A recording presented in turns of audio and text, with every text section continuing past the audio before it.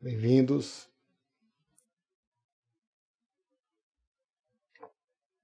Esse aqui tá quente fervendo, viu? Quem quiser pegar o café, ainda dá tempo.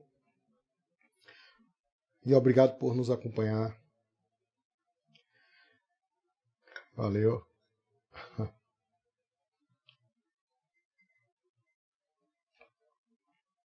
Hoje vai ser muito bom, que nós vamos tratar da lógica de classes. Já ouviram falar em lógica de classes? Essa é a ideia, né? A ideia de lógica de classes, ela depende, primeiro, de correção de pensamento, correção do raciocínio. Se a gente, na hora de formular uma conclusão no processo penal, a gente não migrar de um ponto de partida correto, no sentido de explicável e compreendido pelo receptor da mensagem, nós teremos uma solução contraditória, uma solução que provavelmente não vai convencer o que nós denominamos de auditório. Então, a lógica de classes, ela visa delimitar bem os conceitos. Novamente, nós voltamos para aquele ponto inicial, onde trabalhamos com a distinção entre conceito e definição. Conceito enquanto ponto difuso. A definição enquanto ponto mais delimitado, mais contornado e com precisão de sentido. Enquanto melhor se selecionar as classes, enquanto melhor forem selecionadas as palavras, melhor será a qualidade do seu argumento. Então eu posso ter dois argumentos. Um argumento fundado na opinião e um argumento científico. Aquele fundado na opinião é o que a filosofia denomina de doxa. O que é fundado na parte de correção verdadeira, que é a convenção científica baseada na consciência em elementos que buscam uma melhor coerência e consistência, é denominada de episteme. Então eu tenho de um lado a doxa, do outro a episteme. Doxa, opinião. Episteme, ciência. Então quando vamos deliberar uma questão processual penal que diz respeito à liberdade, mais apropriado o fundamento lastreado na episteme, especialmente quando isso é o raciocínio correto, aquele raciocínio definitivo, né, no sentido de julgamento, por exemplo, condenatório ou absolutório. Quando tratamos, por exemplo, de medidas cautelares, das cautelares em geral, a gente ainda pode, digamos, situar a nossa decisão em permeio aos argumentos fundados na doxa, opinião, porque baseado na aparência, e aquele lastreado na episteme, na ciência. Né? Então, a ideia de encontrar um standard científico, né, que se denomina no direito americano de standard probatório, que acabou ganhando espaço para debates aqui no Brasil, standard probatório, como se fosse um nível percentual tendente à certeza. Então, se chegarmos a esse patamar, teremos condições de firmar, por exemplo, uma decisão condenatória. Por outro lado, se o patamar for inferior, decisão condenatória não há. Poderá haver, durante o curso do processo, medidas cautelares. Então, a ideia de você delimitar bem a classe em abstrato e descrever seu percurso até a sua fase de concreção mais imediata, ela é um percurso descritivo que visa autorizar que quem vai aplicar saiba exatamente a qualidade do juízo que está formando sobre uma conduta. Isso precisa estar descrito.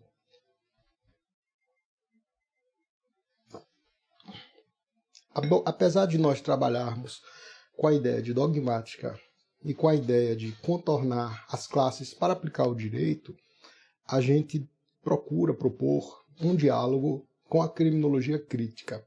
E aqui vai uma noção bem importante, e nós buscamos no livro, né, a questão de se deliberar sobre essas questões, sobre esses pontos, a questão relevante de tentar aproximar a crítica da dogmática, tentar aproximar a crítica no que se chama um discurso conflitivo, um discurso conflitual, um discurso de oposição. O que é que significa? É você argumentar contrariando os fundamentos estatais do poder, para dizer o seguinte: olha, o crime tem acontecido muito mais não por culpa das pessoas que o cometem, não por culpa da vítima que o sofre, nem muito menos em razão das questões de relação social, mas especialmente pela forma como o Estado cuida das políticas sociais. Então, eu tiro a culpa do crime do criminoso, da vítima ou das estruturas sociais e coloco essa culpa pela produção do crime no Estado. Isso é um discurso conflitivo, é um discurso conflitual. Por exemplo, quando tratamos mais remotamente da escola do direito livre ou do direito alternativo, nós estamos propondo um discurso que não tem como ponto central as fontes estatais do poder. Por outro lado, quando cuidamos de um programa tradicional de dogmática, a proposta é tentar reforçar as fontes estatais centrais, né? O direito positivo, aquele emitido pelo Estado ou reconhecido pelo Estado. Então, observem que são discursos assim quase que incompatíveis, quase que não comunicáveis, né? Como se fosse um diálogo de surdos. Esse tipo de discurso, ele, quando colidem, né, ele geralmente não produz fertilidade. Então, qual que é o objetivo de uma dogmática que nós estamos propondo? O objetivo é tentar um diálogo entre essas duas camadas, porque cremos que nós só temos a ganhar com isso.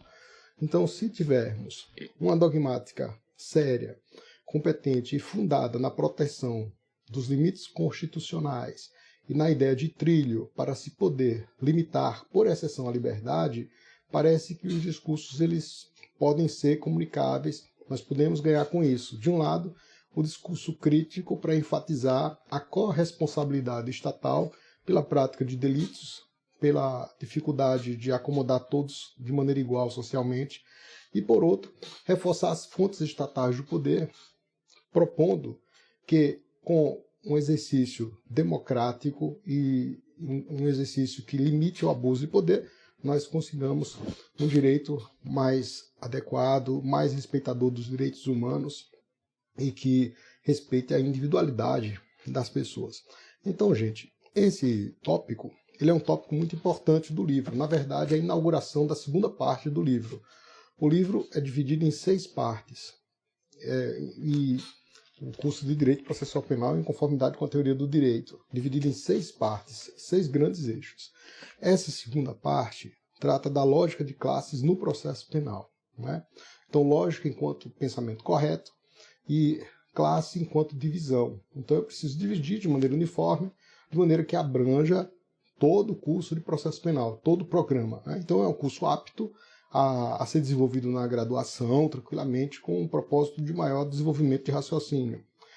Por outro lado, o livro insere-se as 6 partes em 2 outras grandes partes, 2 grandes eixos, como costumo chamar, que são eixos inspirados na obra de Kelsen, que é a estática jurídica, em termos de detalhamento dos conceitos centrais e estruturais, e dinâmica jurídica, que é a sua produção normativa, né? Então, dos 2 grandes eixos, nós inserimos as 6 partes, né, que são reunidas e distribuídas de maneira proporcional.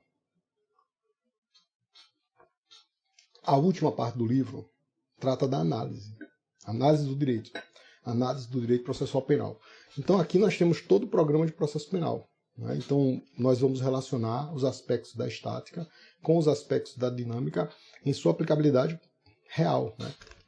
Esse é um objetivo importante que procura dar potência. Então, com o fito de tornar mais didática a nossa exposição, eu quero anunciar o que nós vamos falar nesses próximos 50 minutos, né? Aproximadamente 50 minutos, 40 minutos, que vai se iniciar com a ideia de situar conceito e classificação em seu sistema acusatório. Então, a noção sistemática é a noção central do desenvolvimento de qualquer raciocínio válido. Ainda aqueles que, em suas faculdades mentais, queiram fugir do sistema, geralmente eles criam um sistema, ainda que um sistema rudimentar. Para que nós consigamos maior ênfase, a ideia é que o sistema não seja um sistema rudimentar, mas um sistema mais sofisticado, um sistema que busca maximização de resultados. Então nós tratamos da ideia de classificação de percurso dessa classificação no âmbito do sistema acusatório, que é o sistema encampado pela Constituição, em especial quando a Constituição separa a atividade do Ministério Público da atividade do Judiciário. Então, se pudermos dizer qual o artigo central do sistema acusatório, este artigo, segundo pensamos, é o 129, inciso 1 da Constituição da República. No Código de Processo Penal, nós depreendemos a recepção do artigo 24 do Código de Processo Penal, que ambos, em conjunto, indicam que a ação penal pública deve ser promovida pelo Ministério Público e não pelo juiz, como já foi no nosso sistema. Por outro lado, nós cuidamos do problema da imparcialidade. Então, na lógica de classes, uma das questões importantíssimas para você delimitar a atuação do juiz é que ele também percorra trilhos bem demarcados. O juiz não pode fazer tudo, A ideia é essa. Então, o juiz não tem esse poder de fazer absolutamente tudo. Caso ele faça, ele vai resvalar em aspectos de abuso, aspectos de discricionariedade, que são aqueles aspectos que aumentam a contingência. Então, vamos falar um pouco da teoria da dissonância cognitiva, e para que possamos entender melhor esse tópico, nós fazemos a oposição desse termo, que não é um termo assim que nós usamos no nosso cotidiano, ao termo de consonância, de concordância. Então, a cognição é o pensamento. Quando você concorda com o seu pensamento, você tem consonância. Quando você discorda, isso é uma frustração que o intérprete pode, de repente, lidar. Então, quem vai julgar pode perceber elementos empíricos que contrariam absolutamente aquilo que ele imaginava a respeito do fato. Isso causa uma grande frustração e é nesse ponto que recai o problema da parcialidade ou da imparcialidade do julgador, que todos somos humanos e podemos nos equivocar. Além disso, nós tratamos daquilo que anunciamos logo no início, da racionalidade. É possível enxergar a racionalidade em praticamente tudo que o homem faz em suas plenas faculdades mentais. Ainda que você queira ser irracional, Então, assim, por exemplo, quando tratamos do problema anárquico, então existem várias linhas filosóficas anarquistas, a anarquia tem sua racionalidade também. Então, quando eu digo, olha, vamos pulverizar o poder, vamos tirar das mãos de um eixo central o poder não só para o Estado, mas poder para todo mundo, vamos distribuir, dividir, isso é uma forma de racionalidade e de compreensão. Essa é a ideia. Quem não pegou o seu café, dá tempo ainda, tá certo? Bom dia. Obrigado aí por nos acompanhar. Meus cumprimentos a todos, Felipe e outros amigos. Aqueles que nos acompanham desde o início, Eunice, obrigado. Então, gente, olha, essa é como se fosse uma percepção do processo penal enquanto a lupa. Eu consigo enxergar com a lente de aumento as suas articulações e, além disso, eu consigo dar a essas articulações uma coerência e consistência tal qual o fechamento de um quebra-cabeça. Então, é justamente a percepção das articulações que te dá a diferença de inserir os conteúdos. Então, temos 3 eixos de retórica para explicar a estratificação desses conteúdos. Uma retórica que seria uma retórica mais imediata, uma retórica mais material, que trata dos conteúdos, por exemplo, de processo, de conhecimento. Eu posso separar o processo de conhecimento pelos procedimentos, então eu trato, olha, o procedimento ordinário tem esse rito, o procedimento sumário tem outro rito, e o procedimento sumaríssimo, o rito da Lei 9.099. Esses são os conteúdos materiais. Quando eu ensino o processo penal dessa maneira, eu estou ensinando o processo penal sobre a ideia de método e de retórica denominada material. Por outro lado, quando eu consigo identificar os eixos comuns, digo, olha, procedimento não é só o que está no âmbito do processo, mas vem antes. Então, quando eu consigo identificar aquilo que está sempre presente, eu estou tratando de estratégia, daqueles eixos coincidentes. Vejam que eu consigo dar mais otimização ao meu trabalho. Eu consigo, inclusive, reduzir tempo e bytes de memória para explicar todos os ritos. Então, quando eu confronto o procedimento comum, ordinário, com o sumário, e digo, olha, trata-se de um procedimento quase que idêntico, e coloco as distinções, 5 distinções. Dentre as distinções, por exemplo, um tem 8 testemunhas arroladas por cada parte, arroladas por cada parte e para cada fato. O outro, o comum sumário, tem 5 testemunhas. Para cada, então faça uma distinção.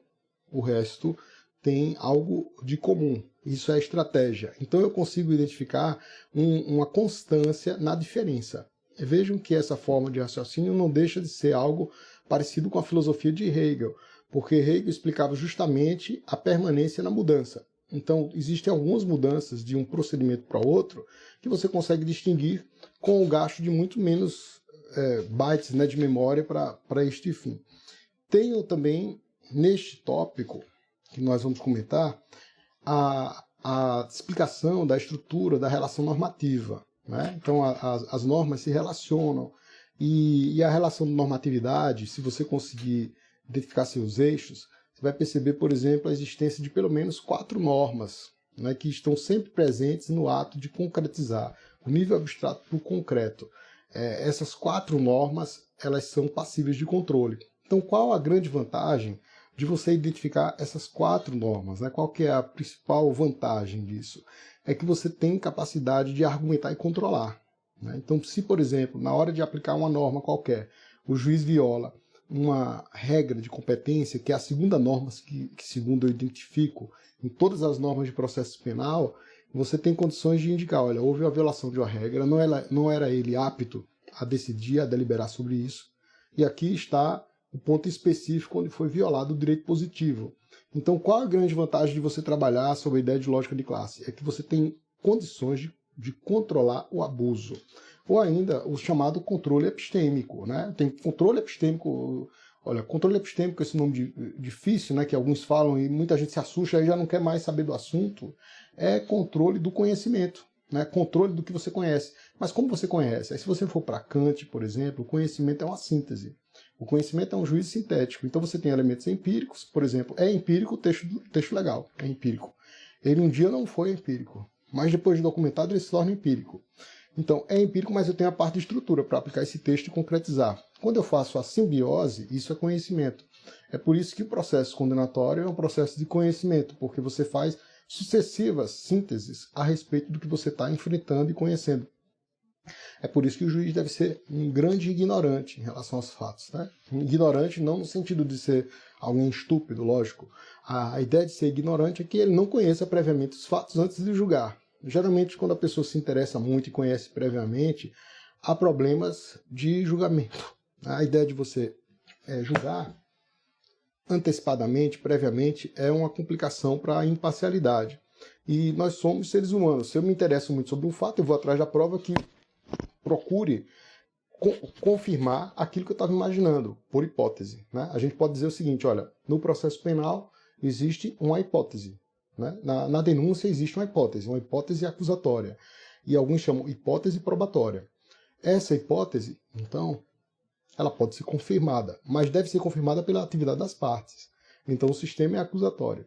Se eu sou ser humano e me interesso muito sobre o fato, por exemplo, o fato me choca, né? Um crime muito grave, etc., eu posso assumir um compromisso capaz de comprometer o julgamento final. A ideia é que realmente o juiz tenha serenidade para deliberar, né?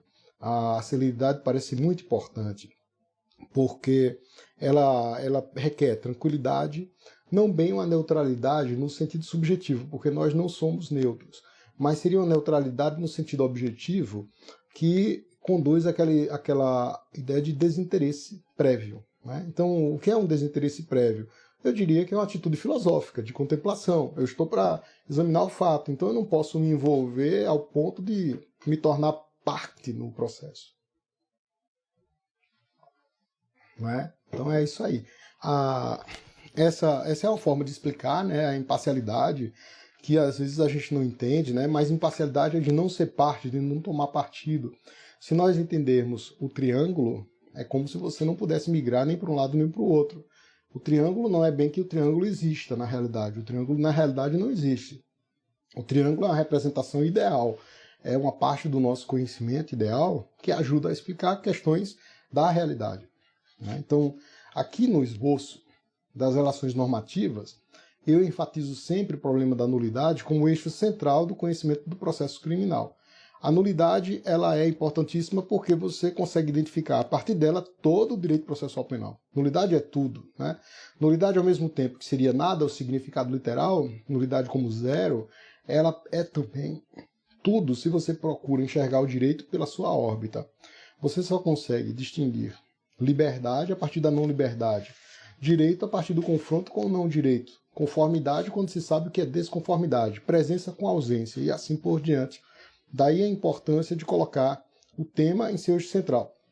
A maioria dos cursos, infelizmente, coloca a nulidade como um capítulo lá no final, né? Eles geralmente seguem a ordem do código, mas isso vem sendo corrigido para colocar a nulidade entre os primeiros artigos do Código de Processo em geral. Né? Nós já temos alguns exemplos de colocação da nulidade no início, porque parece muito óbvio você saber o que não deve fazer para saber o devido, né? E geralmente quando se sabe o devido, nem sempre você sabe o indevido. Depende da regra, né? Tudo que é proibido é permitido ou vice-versa. Então, a nulidade colocada como um eixo central. Outra coisa, um distintivo, né, que pouca gente explora, é que a gente toma isso a partir dos ensinamentos de Paulo de Barros Carvalho, de Lorival Villanova de Pernambuco, né? É a ideia da teoria das relações. Alguns equiparam a teoria das relações com a teoria dos predicativos poliádicos. Nós fazemos uma distinção. Embora isso seja também, gente, uma ambiguidade, né? Quando nós fazemos uma distinção entre as relações, nós envolvemos critérios e elementos. Os critérios são condicionantes da norma. Os elementos, digamos que sejam aquilo que já foi concretizado em termos de documentação no processo. Então eu tenho a relação entre condicionantes e condicionado, ou programa e o que foi programado. Essa relação, ela possibilita controle. Então, se você, por exemplo, produz qualquer coisa, né, hoje muita gente se funda na teoria do acho. Eu acho que é isso, né? Eu acho que fulano deve ficar preso, fulano não pode ser liberado de maneira alguma, né? Ou eu não posso prender em determinada situação e posso naquela. E fica o discurso fica muito assim como se fosse uma quebra de braço, um discurso como se fosse algo rudimentar, a priorístico, né? E mesmo assim um tanto bárbaro, né? A ideia então é que a gente possa se basear naqueles pontos de início em que houve diálogo a respeito. O ponto é esse, né? Qual foi o diálogo que foi estabelecido? Ainda que seja um diálogo um tanto fictício, o nosso diálogo se dá no poder legislativo, em termos de justificação da democracia. Sabemos que tem pessoas que não debatem ali no âmbito do legislativo, mas é o que eu tenho, né? É o que temos em termos de representatividade de uma civilização. E justamente por isso que nós cristalizamos do ponto de vista da legalidade. É dizer, olha, a legalidade é imperfeita e por isso devemos descumprir. Isso é uma coisa que você não sabe aonde vai dar. Se eu posso descumprir os parâmetros legais que foram estabelecidos pelos poderes constituídos, nós não vamos ter sistema organizado. Então a ideia da legalidade é o ponto inicial, o ponto de partida para viabilizar uma civilização, né? Para viabilizar uma coerência do discurso, uma derivação de todos os demais elementos. É imperfeita. Não há sistema que não seja imperfeito sob esse ponto de vista, né? Então, temos também um outro problema, que o sistema está ali posto, tem soluções interessantes para a gente viver, e existe uma pessoa que vai aplicar. E aquela pessoa pode incorrer em vivência da contradição. Digamos que o juiz, na hora de aplicar, possa abusar. Até hoje, nós não descobrimos um modo de segurar a mão de quem vai decidir, diga, não faça dessa maneira, né? É próprio da linguagem humana que haja na linguagem, no vocábulo, ambiguidade, porosidade e vaguidade, né? Ou seja, que haja distorção de comunicação. Essa é uma coisa que geralmente tem sido identificada, né, na história. A linguagem ela recai naquele aspecto em que você ainda não se aproxima. Então o que é que deve acontecer? Acordo linguístico a respeito. E que acordo é esse, né? O acordo linguístico, ele pode ser o procedimento democrático de fixação da lei. Hoje nós temos vários problemas quanto a isso, né?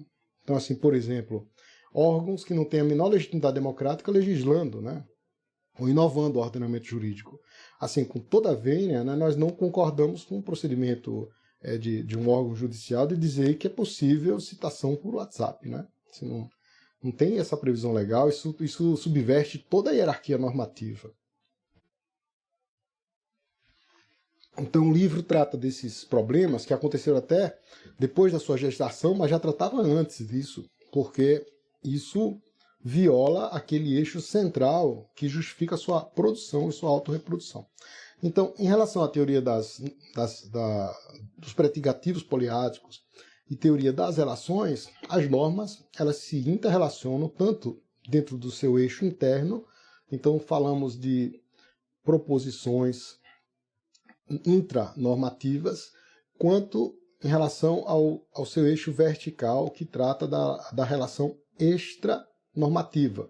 Aí podemos falar intraproposicional e internormas, né? Então uma norma se relaciona com a outra, e uma proposição dentro de uma mesma norma tem também uma relação interna. Agora, o mais interessante disso aqui, que serve de amarra, né? A ideia de você amarrar o seu argumento ao outro, isso faz parte da nossa justificação. Eu estou aqui conversando com nossos amigos, né, e estou relacionando o meu discurso, fazendo encadeamento naquilo que eu falo antes para o que eu falo depois, para dar uma coerência de sentido. Então aqui, por exemplo, quando eu falo de encadeamento, o encadeamento é entre a proposição consequente de uma norma e antecedente da outra. Então, se eu, por exemplo, recebo a petição inicial, é pressuposto da citação que eu tenha recebido a petição inicial. Se eu determino a citação, é pressuposto da efetivação da citação que eu tenha determinado a citação. E assim por diante. É como se o programa da norma seguinte fosse a causa da sua produção. Por outro lado, o que foi programado é a causa da produção da norma subsequente. Então aquilo que é consequente se torna antecedente e assim por diante. De maneira que a gente não possa afirmar em direito um argumento que não seja baseado em um elemento anterior. Observem que a noção de causa aqui está em uma noção tanto figurada, né? Por que figurada? Porque se eu for ser mais rigoroso quanto a isso, causa só é em relação aos objetos naturais. E não em relação ao objeto cultural, que é o direito. Mas nós precisamos facilitar para viabilizar a comunicação. Então, é por isso que na hora de explicar uma sentença, eu chamo de norma, mas ali existem várias normas.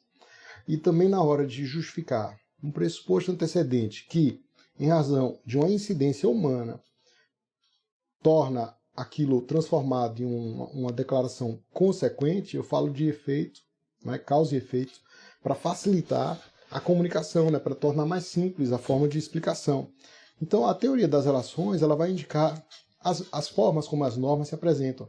E eu posso classificar todas as normas de processo penal a partir disso, naquilo que denominamos, por exemplo, de permitido. Um exemplo de norma permitida no processo criminal, né? A ideia de norma permitida seria a 563, que trata da nulidade, é inclusive um dispositivo que precisa de controle de constitucionalidade. Diz que nenhum ato será declarado nulo quando da nulidade não resultar prejuízo para a acusação ou para a defesa. Aqui existe uma permissividade, né? E essa permissividade eu posso até dizer, olha, da maneira como está escrito aqui, nós precisamos de controle de constitucionalidade. Mas o dispositivo examinado em termos de texto, enunciado, ordenamento jurídico ou direito positivo, ele é algo que diz respeito a uma permissão. Então eu já identifico a norma. E eu posso examinar o processo penal dessa maneira, em todos os seus elementos, né? Sempre, olha, isso aqui é uma norma de permissão. Quais as consequências disso? O que está sendo lido como permissão deve ser um dever? Né? Então eu posso, inclusive, fazer uma crítica a respeito do direito positivo.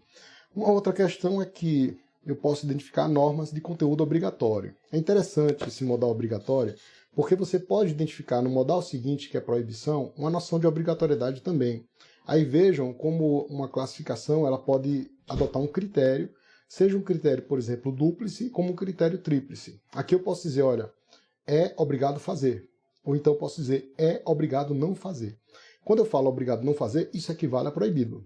Quando eu falo obrigado fazer, é o obrigado em sentido estrito. Então eu tenho um modal obrigatório quando diz, olha, se o magistrado encontrar uma prisão ilegal, ele deve relaxar. Aqui vem uma questão, né, que muita gente procura decorar isso, não é necessário você decorar, mas é necessário você dominar os elementos linguísticos do texto da Constituição, é que ilegalidade diz respeito a relaxamento. Então, o que é ilegal deve ser relaxado. Então, está no artigo 310, inciso 1. O magistrado que se deparar com a ilegalidade, ele deve relaxar a prisão em flagrante, né? Então, está no artigo 310, inciso 1, como exemplo de modalidade obrigatória de norma jurídica. Por outro lado, eu tenho os casos de proibição, de vedação expressa. E aqui também posso justificar que alguma proibição pode ser inconstitucional. Geralmente as proibições inconstitucionais no processo penal são aquelas que dizem, olha, juiz, você não pode conceder, né, você não pode conceder liberdade provisória. E essa ideia de liberdade provisória, ela é algo que não pode ser privada do juiz. É como se fosse algo muito intrínseco ao juiz que ele não possa não conhecer de alguma questão, né? Então, por exemplo, a questão da liberdade, alguém pede liberdade e a lei me diz, olha, você não pode conceder habeas corpus, né? No nosso sistema já tivemos várias situações nesse sentido, viu? Por exemplo, durante a ditadura militar, ato institucional número 5 proibia a concessão de habeas corpus. Complicado, porque se você proíbe a concessão de habeas corpus, todo mundo pode te prender e o direito está ali, suprimido, né? E para acabar de completar, o nosso recurso, geralmente no processo penal, tem muito mais legitimidade deferida ao Ministério Público do que para o réu. Então, simplesmente, as prisões elas graçavam e a forma de controle era muito pequena. Então, ainda hoje, nós temos dispositivos, né, até fixados agora pela Lei Anticrime, Lei 3.964, de 2019, que proíbe a concessão de liberdade provisória. Esses dispositivos têm sido afirmados como inconstitucionais. E por quê? Porque suprime o poder do juiz e coloca o legislativo na frente, né? Então essa é uma questão interessante, porque eu posso exemplificar, por exemplo, algo que é proibido de maneira constitucional e algo que é proibido de maneira inconstitucional. Nós temos alguns resquícios em relação à prova, por exemplo, do sistema tarifado, do sistema da legalidade estrita. Então, em relação ao Estado Civil das Pessoas, esse nome que está no código repetido várias vezes, Estado Civil das Pessoas. Olha, o Estado Civil das Pessoas, segundo o nosso código, só pode ser demonstrado conforme os documentos da lei civil. Isso significa dizer que, por exemplo, se tiver um réu que tiver matado alguém e nós não tivermos a certidão de nascimento dele, o registro, então, infelizmente, é possível ainda encontrar no Brasil pessoas que não foram registradas, né? Pessoas que você não encontra CPF, né? O Brasil é muito extenso. Isso tem diminuído, né? Mas você ainda encontra pessoas que vão registrar o seu nascimento depois de muito tempo, né? Aí, então, assim, se você não tiver como comprovar a idade da pessoa, e digamos que seja aquela idade limiar, né, que pessoas que parecem ser bem jovens, apesar de já ter mais idade e vice-versa, esse processo vai enfrentar uma questão prejudicial, ele não vai poder ir adiante, né? É uma questão prejudicial heterogênea, artigo 92. E isso significa dizer que está vedado ao juiz exercer a jurisdição sobre aquele aspecto civil que precisa ser deliberado. E isso aqui é um modal proibido, né? Então, assim, eu posso identificar esses elementos e é muito importante simplesmente porque você vai dar coerência ao teu discurso, né? Você não vai, por exemplo, você é advogado, vou recorrer. Você não vai ficar lá sustentando, você vai chegar no ponto e dizer, olha, por causa disso, né? E essa falta de justificativa torna sem pé a norma jurídica produzida nessa sentença. É um argumento diferente, né? Um argumento linguístico e é um argumento muito forte para fins de demonstrar a inconsistência do julgado. Também na hora de acusar, você vai acusar com mais propriedade, né? Uma das coisas complicadas hoje é uma acusação extensa, né? Sem que o juiz precisa, por exemplo, ler várias vezes para entender a acusação. Eu fui promotor de justiça durante o período e as acusações elas se baseavam, geralmente, eu mesmo fazia a petição inicial, você imita o tipo legal, né? É a forma de você narrar uma acusação, é você descrever a conduta de quem você está acusando. Hoje, infelizmente, você encontra algumas acusações que narram a história, né? História, parece um livro.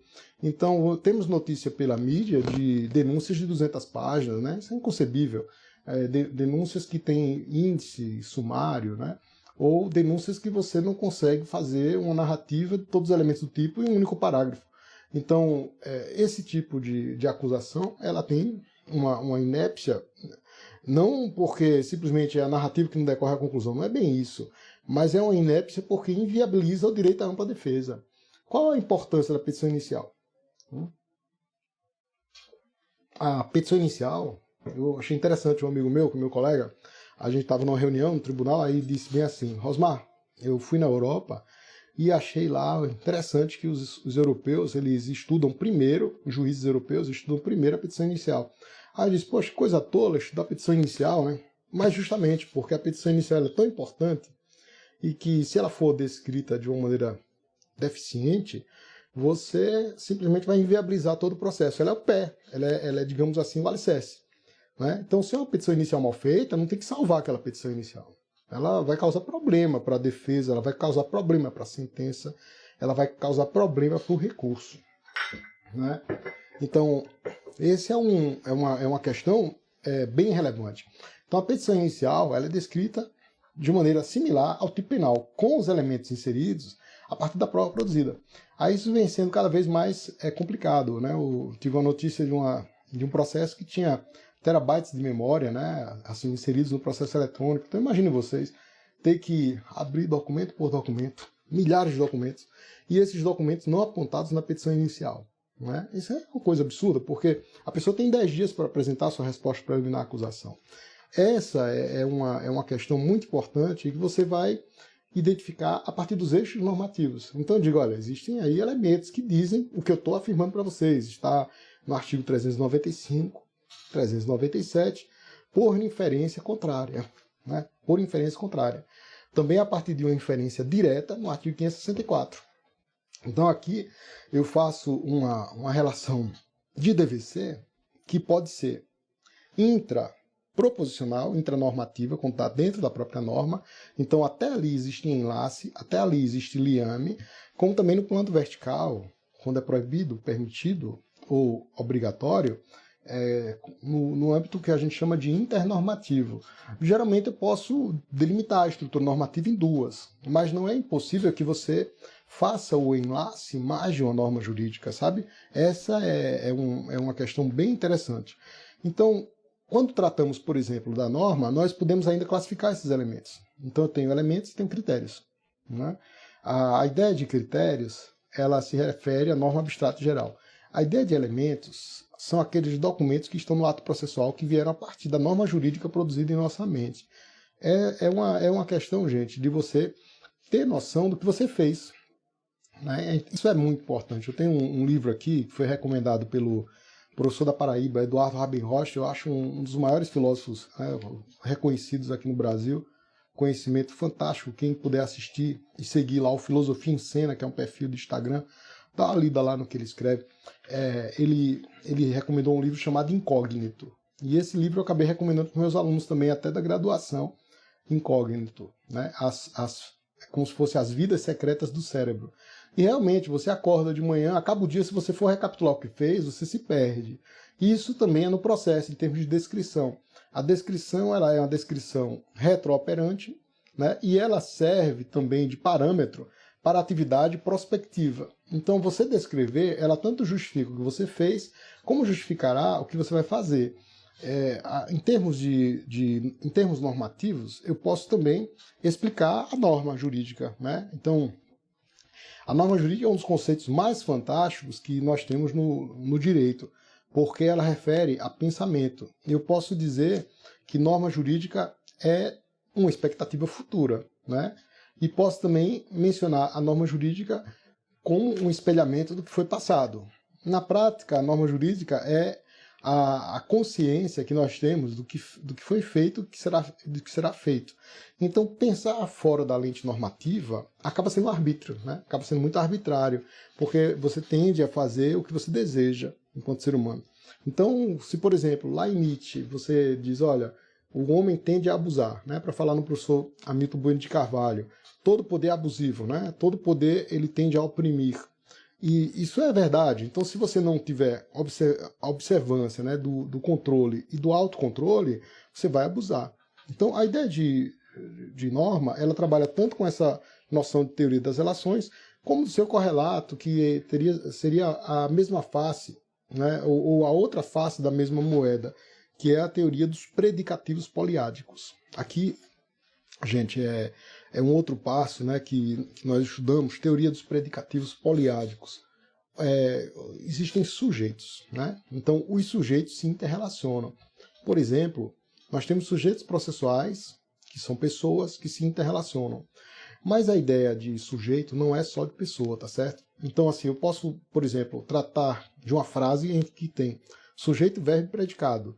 Mas um predicado de uma frase pode ser um sujeito da outra. Então, não é sem... Na língua portuguesa, por exemplo, você encontra adjetivos que podem ser substantivados. Você trata um adjetivo como substantivo, né? Então, por exemplo, o réu solto, né? Eu posso tratar o solto depois, né? O liberado. Então, esses nomes, eles se transmudam. E se eu for migrar para uma concepção mais ampla de sujeito, o sujeito não é só pessoa. Então, por exemplo, quando trata da prova, sujeito da prova. Sujeito da prova não é só alguém, pode ser alguém. Por exemplo, prova testemunhal, sujeito é aquela pessoa que tem um conhecimento sobre um fato passado e vai depor. E que nós vamos examinar a sua memória, né? Então, esse é o sujeito. Mas sujeito da prova pode ser também a coisa. Então, sujeito seria quem é apto a comunicar. Então, tanto a coisa, né, quanto sujeito, enquanto pessoa. Então, sujeito é pessoa ou coisa, a partir da qual emana a informação. A teoria dos predicativos, né, poliádicos, ela tem importância de se verificar a consistência dessa comunicação, né? Então, eu posso relacionar sujeitos a uma coisa só, então a derivação pode ser um ponto central, e eu posso relacionar sujeitos a vários elementos. Então, vejo que em relação à prova, nós temos a forma de explicar isso, né? Teorias das provas ilícitas, por exemplo. Eu tenho a noção de validação de uma prova ilícita ou de uma informação baseada em prova ilícita se houver fonte independente. Então aí eu tenho uma polissemia de sujeitos, né? Sujeitos poliádicos, né? Ou teoria dos predicativos poliádicos, relação de várias informações em relação a uma coisa ou a várias coisas. Então, por exemplo, tenho a informação de que existe droga situada em um determinado armazém. Eu sei dessa informação através de uma interceptação ilícita, eu sei dessa informação através de um depoimento lícito. Então aqui eu tenho dois sujeitos que se referem à mesma coisa. Eu tenho uma coisa de um lado, tenho uma pessoa do outro, que se refere à mesma informação. Essa teoria, por exemplo, a gente explica os predicativos tanto enquanto monádicos como enquanto poliádicos. Então, quando eu me refiro, por exemplo, a teoria da fonte independente, eu tenho dois predicativos. Então, predicativos poliádicos, né? É uma questão importante para você fundamentar a prova, né? Ou pelo menos para você excluir a prova quando ela se tornar uma prova ilícita. Outra coisa, pessoal, a partir desse capítulo nosso, nós vamos cuidar da classificação de uma teoria da nulidade, né? Tem uma explicação da teoria da nulidade que seria teoria unitária. Esse nome é dúbio. Unitário poderia ser justamente a proposta inversa à teoria unitária, segundo dizem, né? A proposta inversa é a de dizer que nulidade só deve ser um termo. Tudo é nulidade, né? Essa é a primeira ideia, tá? Gente, ainda dá tempo, viu, de mandar aquele aviãozinho para os amigos, para quem deixou para acordar mais tarde, né? Vou reiterar aqui a importância do pessoal me acompanhar ao vivo, é bacana aqui dar um apoio e um pump na nossa apresentação. Toda vez que alguém menciona aqui, apesar de não estar respondendo tudo, eu sempre ganho fôlego, né, para continuar expondo, né? Mas voltando aqui para o tópico, né, manda aquele aviãozinho, tá certo? Diz, olha, vamos tomar um cafezinho rápido lá, é cedo. Vai somente até às 7 e um pouquinho, 6 às 7, né? Então, quando trabalhamos com a teoria unitária, alguns poderiam supor que a teoria unitária, quando eu trato nulidade, não distingo as classes. Mas, geralmente, esse nome, teoria unitária, é referido por Alberto Binder como sendo justamente aquela que diz, olha, é possível classificar de maneira unitária as espécies de nulidade. Então, eu tenho inexistência, nulidade absoluta, nulidade relativa e irregularidade. E muitos criticam, né, achando que isso deu ensejo a arbitrariedades, né, colocando a culpa da arbitrariedade na classificação. Eu creio que é um equívoco a gente pensar que a culpa do arbítrio judicial está no direito positivo. Eu acho que não, né? A ideia de você apontar como culpa no direito positivo? Bem, se eu dispenso o direito positivo, eu vou evitar o juízo arbitrário? Né? Essa é a pergunta. Né? Se, por exemplo, eu acho que a teoria unitária das nulidades não serve, porque faz uma série de classificações conforme a gravidade, suprimindo essas classes para pensar menos a forma de invalidar, eu vou resolver o problema? Essa é a nossa indagação, né? Porque se eu tenho parâmetros para decidir e viabilizar o controle a partir de classes diferenciadas em razão do vício, eu tenho já alguma coisa para fins de controle. Mas se eu dispenso isso e digo, olha, vamos usar um parâmetro mais geral e abstrato, né? Mais geral do que isso, em termos de seleção de elementos, vamos resolver? E parece que não. Ou seja, se eu dispenso a classificação, o campo para o arbítrio parece que vai ser maior. Então, a ideia de você propor ponto de partida é, sobretudo, uma opção. Então, eu tenho opção, né, para deliberar, tá certo? E se você não tiver essa opção, você vai decidir de qualquer maneira. Então, cuidamos desse problema de partir das fontes até a hipótese concreta, lembrando a dicção chamada de vivência da contradição. Por outro lado, nós exemplificamos sempre, gente, o nosso texto, ele se encerra com um caso concreto, então nós fazemos uma análise. Então no livro são 41 análises de casos concretos diversos dos mais recentes, então todo o livro tem a jurisprudência mais recente que nós encontramos até o início de 2021, e aqui, por exemplo, nós tratamos do problema das prisões ex officio. Nós temos no código uma antinomia autêntica. Né? O que é uma antinomia autêntica?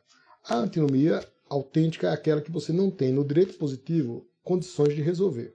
Então, a antinomia autêntica você não pode resolver pelos critérios estipulados na Lei de Introdução às Normas Gerais no Direito Brasileiro. Então, lá existem 3 critérios que devem ser aplicados pela ordem. Critério hierárquico, né, pela hierarquia, norma de estatura maior derroga a norma de estatura menor. Então, se vem um texto que confronta com a Constituição, eu resolvo pelo critério hierárquico. Não é um texto que está em desacordo com a Constituição. Por outro lado, se eu sigo para o critério subsequente, né, que seria o critério cronológico, eu digo, olha, a norma mais nova revoga a anterior. Se as duas normas são postas no mesmo dia, eu não consigo resolver pelo critério cronológico. Por último, o critério da especialidade. Então, se eu não resolvo nem pelo critério da hierarquia, nem pelo critério da cronologia, eu vou para o critério da especialidade. Norma especial revoga a norma geral.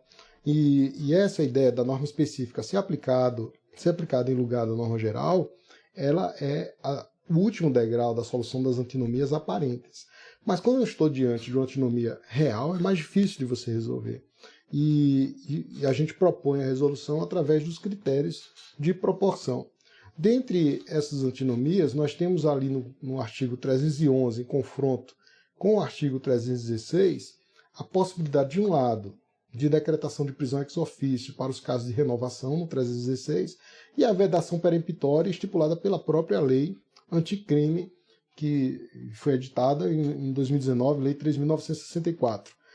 Esse confronto seria uma antinomia autêntica, embora eu creia que nós possamos resolver pelo critério da hierarquia, porque, afinal de contas, a nosso ver, a Constituição não admitiria uma prisão ex officio decidida por ordem escrita da autoridade judiciária. No entanto, essa questão não é pacífica, então podemos chamar de uma autêntica antinomia. Então temos uma antinomia entre a vedação peremptória de decretos de prisão ex officio, né, e, por outro lado, a permissividade para os casos de renovação no artigo 316. O STJ tem 2 entendimentos assim que vêm causando até uma certa espécie, né, para quem aprecia, porque, vez por outra, diz que é possível se decretar de ofício e se confirmar posteriormente. Vejam, você, juiz, vai e converte a prisão em flagrante ex officio em prisão preventiva, sem requerimento do Ministério Público, leia-se, né, ou sem representação da autoridade policial, e em um momento subsequente você permite que isso seja validado com a concordância do Ministério Público, por exemplo. Isso foi dito pelo STJ recentemente, e isso nos parece um grande equívoco, porque é o seguinte, se trata de uma nulidade muito grave, quando você decreta uma prisão ex officio. E se essa nulidade é muito grave, você não tem condições de resolver ex tunc, né? Ex tunc é desde a origem. Não há como você sanar um problema dessa magnitude. Então, qual que é a solução estipulada pelo nosso ordenamento jurídico? A própria Constituição diz que a prisão ilegal deve ser rechaçada pela autoridade judicial, deve ser relaxada pela autoridade judicial. E uma prisão ex officio, ela é ilegal na origem, né, de maneira ex tunc. Então, essa é o caso concreto que nós trazemos para o encerramento desse capítulo, e que ele vem assim, tipo, de uniforme, desenrolar uniforme. E lembramos que o livro você pode estudar de várias maneiras, né? Então, por exemplo, na graduação, é importante que você tenha a noção do conteúdo teórico e de um conteúdo específico. Então, se eu estou dando aula para o curso de Direito Processual Penal 1 ou Direito Processual Penal 2, a depender do programa, e um dos assuntos é jurisdição e competência, você vai ler jurisdição e competência para dar aula, né? Ou para estudar, e relacionar a jurisdição e competência com os assuntos abstratos da estática. Então, eu vou para análise, estudo a análise, e também vou para a estática, estudo os conteúdos, por exemplo, de fontes ou de ordenamento e sistema, para compreender melhor jurisdição e competência. Aí podemos dizer o seguinte: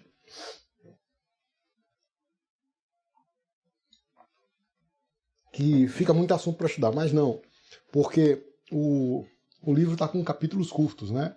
Então, jurisdição e competência, a gente pega o eixo central e vê o nosso assunto em 10 páginas, por exemplo, com os eixos centrais. Aí completamos com as outras páginas que estão no capítulo 1, no capítulo 2. E dessa maneira você tem um conteúdo muito mais potente do que, por exemplo, estudar competência por competência, que já está no texto constitucional.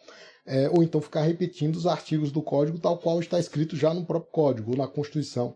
Então, o que é feito no lugar disso? Nós temos a remissão aos artigos da Constituição, a remissão aos artigos de lei, um índice remissivo por artigos e por assuntos. E isso te dá potência, porque para quem já domina o texto constitucional, não é necessário você ficar lendo e relendo a mesma coisa o tempo todo. Então, o livro procura não ser repetitivo, né? E dessa maneira desenvolve o processo penal em 1000 e poucas páginas, né? Então, uma proposta inovadora, né? E como diz o Afrânio aqui em seu prefácio, que instiga você a saber mais e melhor, que dá a possibilidade de você saber como saber. Essa é a proposta, né, em termos de releitura do processo penal, né, de colocação do processo penal nos seus devidos eixos. Tá? Eu queria saber se tem alguma pergunta, né, alguma dúvida. Hoje é o nosso 6º capítulo, né? A gente está vendo o 6º capítulo do livro, a nossa live de número 6, sobre o curso de processo penal conforme a teoria do direito. Está sendo bem legal, né? Quando não tem, eu fico sentindo falta desse encontro, desse contato de manhã. Nessa semana nós vamos ter na sexta-feira. Aí na sexta, gente, a gente vai se inserir mais na teoria da nulidade. Então, o livro é o único que trata da nulidade como aspecto central, né, como eixo temático central, para explicar o processo criminal. Né? Então, por exemplo, quando passamos do capítulo 6, que trata da classificação e noção, aí vai fazendo uma remissão ao primeiro capítulo, fala da teoria dos predicativos poliádicos, tão importante para verificar coerência e consistência dos institutos jurídicos processuais penais aplicados, e vamos se inserindo em problemas essenciais que têm sido debatidos hoje, como o controle da dissonância cognitiva, a questão da racionalidade e do diálogo com a criminologia crítica. E na sexta vamos cuidar das classificações das nulidades na doutrina brasileira. Né? Então, para cada um desses capítulos, nós temos uma proposta que acaba propiciando a revisão de todos os assuntos. Né? Eu geralmente fazia muito isso. Na hora de estudar, eu lia um capítulo e lia outro, ou lia o capítulo de uma matéria e lia outro capítulo de outra matéria. E os assuntos se interrelacionavam, e eu conseguia ter um entendimento melhor, porque eu identificava pontos comuns. Então, ao estudar direito constitucional, eu estudava tudo, entendeu? eu digo, caramba, hoje eu estudei Direito Civil e está aqui na Constituição também, porque fui lá para o tópico que trata da família, né? Eu estava tratando dos problemas relacionados à propriedade e conseguia identificar eixos comuns. Aí ia para o direito penal, tinha crimes lá contra o direito de propriedade, crimes contra pessoas, estava na Constituição também. Aqui também nós identificamos elementos que permeiam todo o livro, como é a prova penal, então nós também temos essa condição de estudar melhor. Mas, sobretudo, né, o que posso ficar assim de experiência minha sobre estudo e sobre êxito, nesses estudos em termos de resultado, de perceber, olha, estou compreendendo melhor, que bacana, é o dimensionamento entre tempo, disciplina e vontade. Então, a vontade, né? Bom, vou acordar cedo aqui para despertar logo e aquecer, fazer o exercício da minha mente, né? Fazer o exercício, o aquecimento do meu raciocínio. Hoje a gente aqueceu aqui o raciocínio, então eu já deixo a coisa mais avivada, né? Para novos conhecimentos. Então, tempo, vontade e disciplina. É muito importante, uma constância. Então, hoje eu já consegui reler o livro até a página 150, por exemplo. Né? O meu próprio livro, né? Lendo, relendo, e aí a gente identifica expressões que podem ficar melhor, né? Eu digo, bom, para um novo texto eu já vou mudar esse termo porque tem outro que representa melhor aquela realidade que eu desejo falar. E é dessa maneira que você vai reelaborando o seu próprio conhecimento, né? Com revisão e treinamento. Eu acho que o treinamento é fundamental no processo penal, no direito, né? Eu acho que talvez esteja faltando a gente treinar mais, especialmente treinar os fundamentos, né? Treinar mais os fundamentos para aplicar melhor os seus conteúdos mais imediatos. E é por isso que estratificamos essa forma de estudo no triplo eixo da retórica de João Maurício Deodato, entre a que se chama de metódica, que é mais elevado, que é a questão filosófica, onde você encontra as relações entre a estratégia e o conteúdo imediato material, a metodologia, que é essa estratégia e estrutura, e o método, que é esse conteúdo direto que você precisa conhecer também, por exemplo, os artigos do código, você precisa relacionar tudo isso. Então, quando você tem domínio desse triplo eixo e consegue identificar no código todos esses pontos coincidentes, a matéria fica muito mais simples, né? E o resultado fica muito mais objetivo. E é isso que a gente tem tentado passar para vocês. Assim, se deu certo comigo, por que não pode dar certo com quem estudar de maneira similar, né? É lógico que existe todo um contexto para que você obtenha bons resultados, tanto na forma de trabalhar, né, como no aproveitamento de tempo, como no sentido de ser mais eficaz com bons resultados, ou seja, ser célere com segurança, né, e essa forma me parece importante você tornar a forma de você pensar similar a um aplicativo que a gente tem hoje, né? Você pega lá, insere os dados no aplicativo, ele dá para você a resposta. A ideia é que você não se substitua pelo aplicativo, né? Quando a gente acomoda e coloca o aplicativo na frente, ou procura as sínteses e os atalhos, via de regra, quando isso acontece, você vai se comportando como se aquilo fosse uma muleta, né? Ou então uma forma de você buscar facilidades para obter aquele resultado. Existe um preço para isso. Então, se antes você aquece, vai construindo todo o conhecimento e tendo domínio daquilo que você está fazendo, a forma de ter fertilidade disso aí me parece ser bem mais interessante. Gente, eu agradeço demais quem acompanhou a gente aqui, né? Eu acho que merecem parabéns aqueles que acordam cedo e estão aqui comigo. Convida os amigos e olha, vale a pena.